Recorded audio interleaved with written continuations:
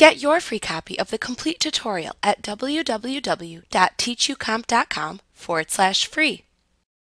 While the desired outcome is the same for the levels command as the auto levels command, you can manually adjust the levels using the levels command to precisely control the results.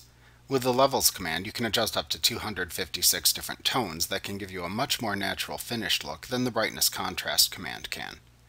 To manually adjust the levels, select Enhance, Adjust Lighting, Levels from the menu bar. The Levels dialog box then appears where you make your selections. The histogram shows how the pixels in the image are distributed at each of the 256 brightness levels, with shadows at the left, midtones in the middle, and highlights at the right. While you can use the channel drop-down to select any of the available color channels, you generally want to make your changes in the RGB channel.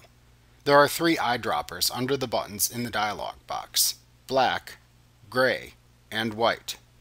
Click each of the eyedroppers and select pixels in the image that best represent the 3 colors. For gray, try to find a point in the image with equal parts red, green, and blue.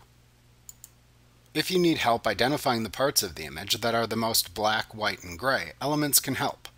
Select Window, Info from the menu bar. Doing this then opens the Info panel. With the panel open, pass your mouse cursor over the image to see the R, G, and B color levels change. Since black is the total absence of color, the RGB levels should be at their lowest levels when you find the blackest part of the image.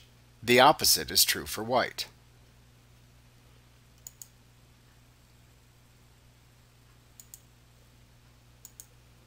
You can also use the output sliders to adjust the levels for even more precise manual control. When you are happy with your results, click the OK button in the Levels dialog box.